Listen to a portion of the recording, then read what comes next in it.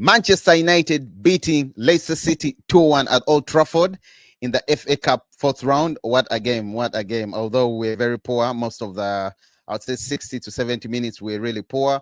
Goal scored by Joshua Zirkzee, substitute coming on, and in the 68th minute, of course, in the last or late minute winner from Harry Maguire, former skip of Manchester United, a goal that we really needed. And I think the equalizer, it changed everything. Well, United had 13 shots with 4 on target, 6 shots for Leicester with 3 on target, 56 ball possession and 578 passes for Man United, 44 possession with 464 passes for Leicester City.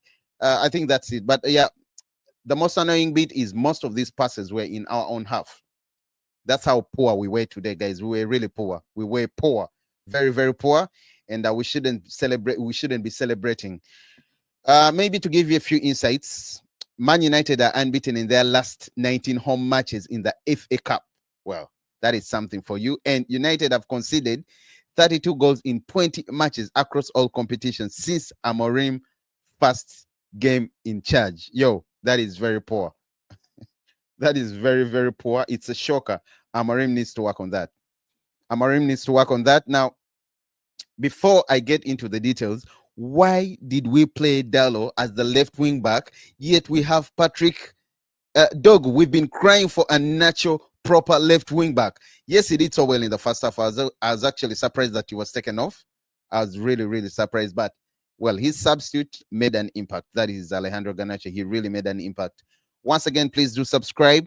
Turn on the notifications. Sports Jazz. Isaac is in the building. And a few things I learned from the game is I'll give you the first 60 minutes of the game, 60 to 65, 70 minutes.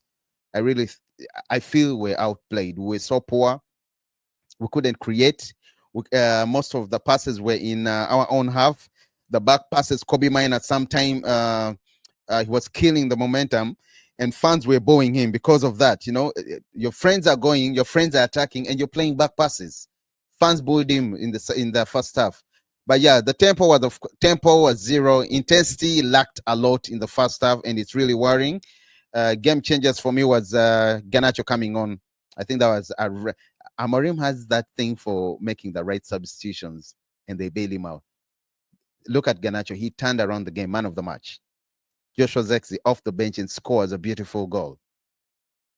That is Amorim for you. But yeah, Garnacho brought a lot, some intensity, directness, and carrying the ball, carrying the ball directly towards defenders. We saw the same thing when Amad Diallo also dropped back as the wing back. I think it also worked. Actually, the second half really worked so well. But to me, in the first half, I think Dogu and Diallo were the positives. The rest, I really don't understand what they were doing. Lenny Yoro as the left CB today did well. He did well, not very well, but he did well.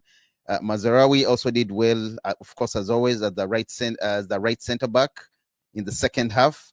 Dallo needs to take a break. Dallo needs to sit out some games. I think he's still awful. He can't run. He can't cross. I just don't understand why Amorim keeps playing him. I don't know whether because he's Portuguese too, Portuguese fellow, but he needs to sit out. And again, I do not understand why you would start Dallo ahead of Dogu in Dogu's favorite position. Yet we've been crying, we've been milking. It was a tough. How many times did Liche return or reject our bid? I think around 3 or 4 times. And we have the player, very physical. He can run, he can cross, he's good in the air, and you play him out of position. Some of the things I'm seeing is are all caused by Amorim's making, just like the other game that we lost when we had 2 fullbacks playing as wing backs. I think Amorim needs to check. He needs to check himself. He shouldn't be doing that. But yeah, Dallo needs to take a break. Joshua Zirkzee, of course, he did so well. We still lack intensity. The lack of runs and intensity from players in the 60th minute was really shocking. And yeah, Garnacho overall and Joshua Zirkzee changed the game for me. Not forgetting Amorim playing a high line, and he plays a higher line. That means we need to get more better players, better wing backs. Of course, we already have them. Maybe even our attacking tactics will also be a threat. Will also improve. I can't wait to see Amad Diallo playing this side and Patrick Dogo playing this side as our left, as our Diallo as our right wing back and left wing back. Patrick Dogo. I can't wait for that. I really can't wait for that. Rasmus Højlund, I can say, is a player who's really struggling to get a goal. He's really struggling, but he's not good. Again, it's painful, but he's really struggling. You can see he really wants the goal, but at the end of the day, I think he should be benched. He shouldn't be playing. He's had enough. Maybe he also needs to rest, just like Dalot. They all need to take a break. They all need to take a break because it was horrible in the first half. We were so poor, very, very, very poor. Actually, at one point, I thought we were getting worse every game, especially in the first half, because we couldn't play with the intensity. We were so poor. We were so poor, you know. But I hope that changes. I hope that changes. Of course, Holland in the first half barely had a touch in the box. He had around 6, but all of them out of the box, that's what I was saying. Very, very poor. Him and Dallo needs to sit out, because like a player like Dallo, honestly, in this game, he did nothing, provides absolutely nothing from the left. I think he's only better if he's playing in his preferred position, the other side of the right. And without Martinez to strike those passes, those line backing passes, it's really going to be a hard problem. We have to adjust, we have to change. I don't know how Amorim is going to handle that, but you can see that Joshua Zirkzee's gap is already there. Sorry, Lisandro Martinez's gap is already there. But yeah, shout outs to our captain. I think he did well. 88 pass accuracy, 12 long balls attempted, 10 long passes attempted. That is, of course, Bruno Fernandes. An assist, 2 chances created. I've seen some people trying to give him stick on internet. I don't think that is fair. And yeah, you should get what to do, guys. You should get what to do. I do not think that is fair at all. But overall, second half was a turnaround. Yeah, the second half was a turnaround. Superb substitutions in Joshua Zirkzee and Garnacho, who had an impact coming off the bench. And I think now I do agree with Josh when he says he prefers Garnacho coming off the bench. That's when he has a much more impact.